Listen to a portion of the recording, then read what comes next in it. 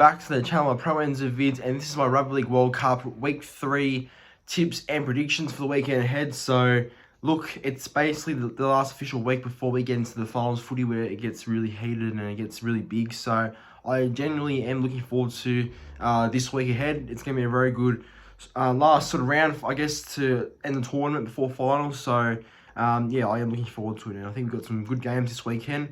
A lot of them, to me, seem like blowout games when you look at it, because you look at the fixtures and you go, oh, okay, look, this team's going to win by a fair margin, or this team's going to smash that team, etc.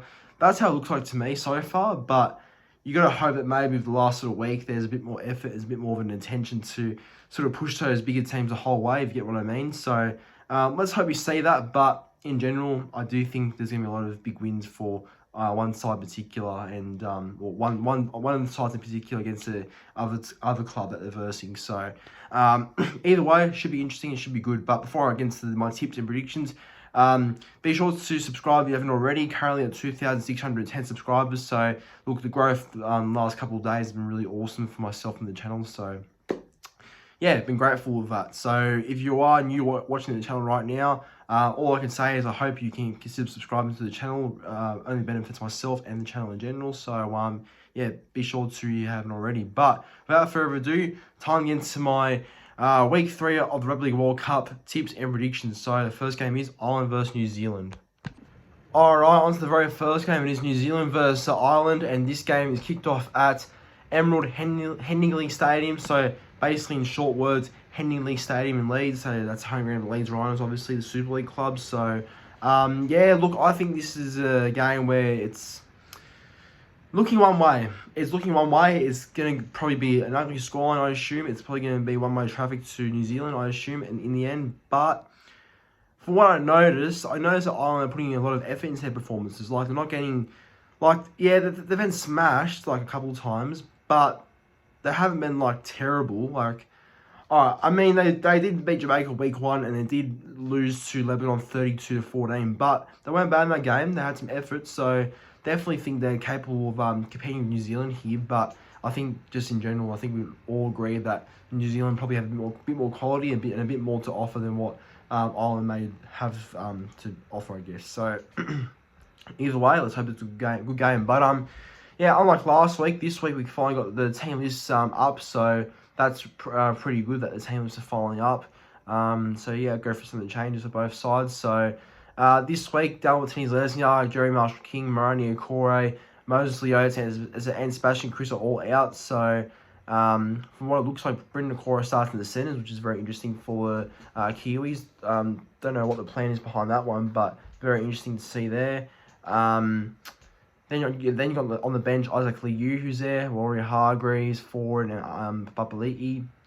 And then yeah, replacing DWs in the wing, I'm guessing is I think it's Ronaldo's replacing him. I'm pretty sure. I'm not sure, but in general, it seems like it's still a very strong team. So we'll see how they all go this week. And Dylan Brown's in as well with Jerome Hughes in the halves, which I think was the preferred halves pairing all along with 4 into the bench. And as for Ireland have Jamin Jaliffe, or Jamin Jolliffe, I should say, Liam Bryan, and Rob Mulhern all out this week. So coming in is Dan Norman, Henry O'Kane, James McDonald, and Michael Ward. So yeah, the backline pretty much picks itself with you know, both senior brothers, Innes Senior and Lewis Senior on both wings, and the centres are Ed Chamberlain and then Toby King. Halves are Luke Kearing and Joe Keys, and then obviously the fullback Richie Muller. The forward pack still seems the same with Michael Ward and Dan Norman starting, and Brendan O'Hagan at hooker.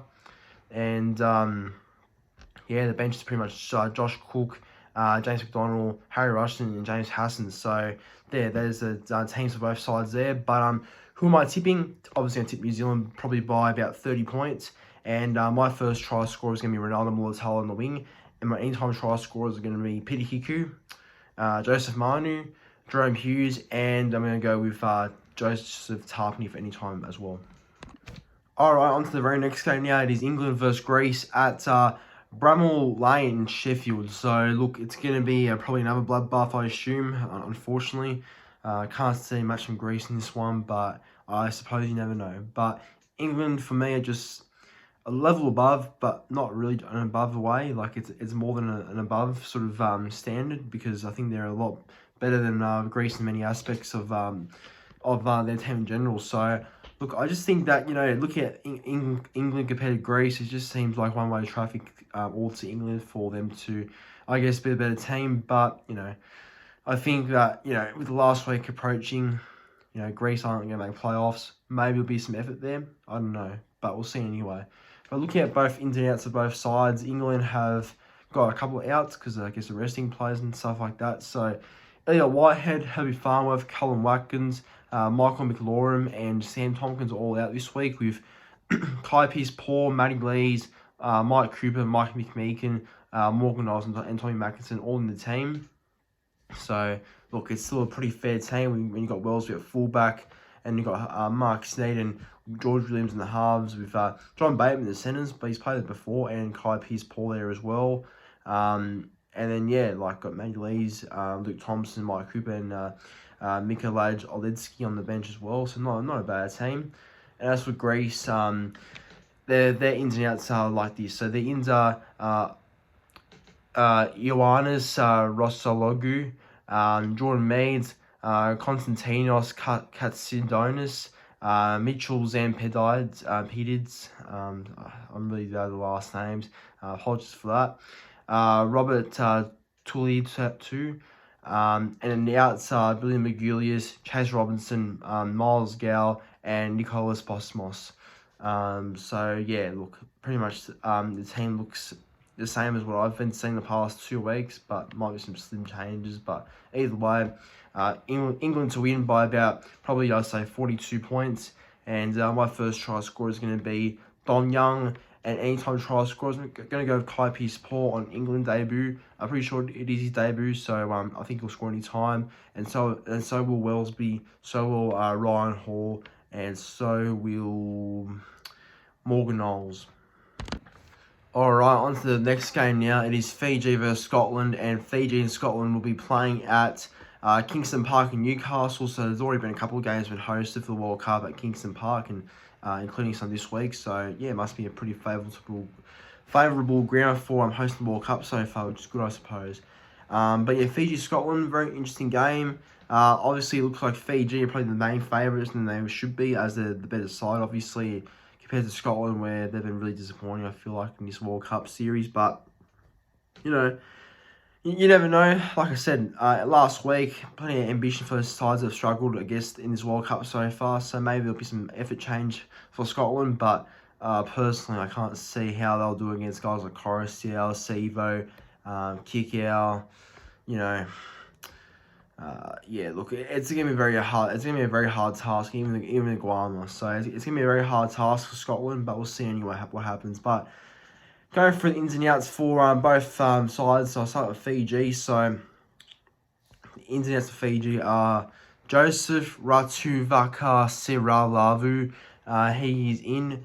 So it was Mitiali Vili Kajapani and Zavita Toloi. And the outs are Ben Nakawabi and Tui Kamakamika. So they're the ins and outs of both sides there. But other than that, it's still the same for them, from what it looks like. And sorry, not for both sides, I meant for Fiji. But on to Scotland now. Their ins and outs are like this. So Bailey Liu, Ryan Brealey, and Sam Luckley, all three of them are ins for the Scotland side, and outs are Alex Walker and Bailey Hayward. So look, obviously Bailey Hayward had a tough game against Australia last week, but it's Australia, and he'll be replaced by Ryan Brealey at halfback. So look, fair enough, I suppose, because he's only young still, Hayward, but tough game for him, I guess. But my tip for this game, going to go Fiji here, probably by about 32 points. Should be way too good for Scotland. And I'll go first try scorer Sunita River at fullback, bit of a bold one. Going to go with him for first try. Anytime try scorers Mike Sevo, Semi Valame, that winger Vawati Kara Valuvu, and I'm going to go Pinyani Takotumawa, who's been very good at hooker recently for that PNG side, very young hooker, Penny. So I think he'll score a try as well. All right, on to the next one now. It is Australia versus Italy, and this takes place at Totally Wicked Stadium at St Helens. So obviously the home ground of my mighty team, the Super League St Helens, and yeah, great ground, Totally Wicked Stadium. So it should be good. This look, it's gonna be a one-way traffic game, I think, but I really do hope that Italy put up a fight because I know Italy are capable of competing and putting up a fight, but sadly I doubt it. Sadly, I doubt that Australia will slack off because I think that, Italy will be a bit, more, I guess, sort of not the best. I think Australia will be a bit too dominant for Italy, unfortunately, but you never know. But yeah, look, Australia should win this one pretty easily. It should be an Australia whitewash, you assume. But they're ins and outs for both sides now. I'm going to get into. So ins and outs for Australia, I'll start off with. So Cameron Murray, Jeremiah Nana, Latrell Mitchell, Murray Falangi, Ruben Cotter, and Tino Fasul Malawi are all in. And yet, Angus Crichton, Cameron Munster, Harry Grant, Jake Trbojevic, and Josh Adokar. And as for Italy, their ins and outs are Gioli Celerino, Ronnie Palumbo, and out Ryan King. So, look, I'm not going to digest into this game too much because I think we all know what the end result would be. So, just quickly going to say Australia by 56 points. Not going to be pretty. Hurts as an Italy fan saying that, as I am barracking for them this year over Australia. But look, it's just going to have to be the facts. I have to sort of swallow in, unfortunately. So, yeah, Australia by 56 and first try scorer James Tedesco.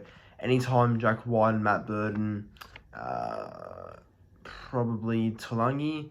Gonna say Carrigan as well. And what will be interesting about this match is that Daly Cherry Evans and Nathan Cleary line up in the halves for the first time together ever. So it should be good to see how that goes.